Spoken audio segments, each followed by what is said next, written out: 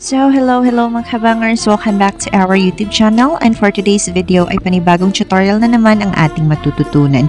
So mga kabangers, mahaba-haba ding days na hindi tayo nakapag-upload. So now is the day, or today is the day para mag-upload na tayo ng panibagong tutorial. So mga kabangers, ang tanong, if isa din kayo sa namomroblema if ever na mag-print kayo ay mayroong putol-putol sa gitna ng mga letters na ating piniprint.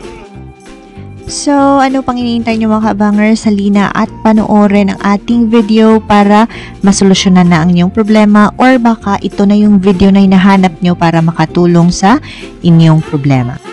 So mga kabangers, ang printer pala na gagamitin natin ay isang HP brand. So HP DeskJet Ink Advantage 2336. So simulan na po natin ang ating tutorial. Punta lang po tayo sa screen ng ating computer and punta po tayo sa search bar at hanapin po natin ang HP Smart.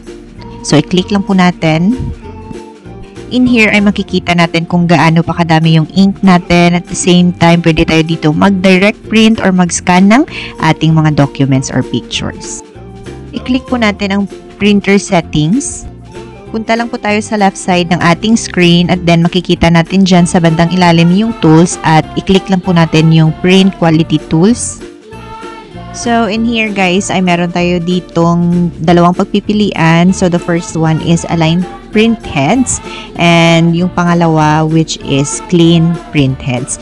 So, ang problema po natin ay yung mga putol-putol na ink sa ating mga letters. So, ang i-click po natin or piliin ay ang clean print heads. So, mga kabangers, bali ito yung lalabas after natin i-click. And may nakalagay dito na clean. So, cleaning is in progress at meron po ditong lalabas na isang page sa ating printer. Bale, ipapakita niya lang yung sample or yung result ng pag-clean up natin. So, ito na po yung na-print natin na sample. So, pwede po natin i-check yung colors, yung mga letters, if ever na meron pa ring mga putol-putol na linya sa ating pag-print. So, kapag hindi pa kayo satisfied doon, ay pwede po nating i-clean up ulit.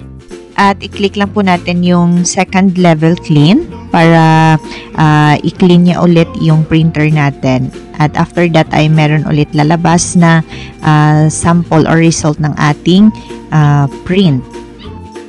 Bali sa pag-clean ng ating print heads ay meron lang 2 levels ng pag-clean. So, the first level and the second level only. So, after the second level ay tapos na po siya. Wala na pong lalabas para sa third clean up. So, mga kabangers, ito na po yung result ng ating second level clean. So, pwede po natin ulit i-check yung colors and the letters kung meron pa bang mga putol-putol na pag-print natin. So, as for me, ay satisfied na po ako sa ating result. Like I said kanina, ay hanggang second level lang po yung pag-clean up natin. So, wala na pong third level clean up na lalabas. So, ito na po yung lalabas. So, print head cleaning complete. So, pwede na po natin itong i-close. And let us try na po mag-print ng ating ipiprint dito. So, meron na po akong documents na ready na po natin i-print. So, let's print it na. So, mga kabangers, that's all for today's video. And thank you so much for always watching our tutorial. Na-appreciate ko po lahat ng support nyo sa ating channel. See you again in our next vlog. Have a good day and good night everyone. God bless.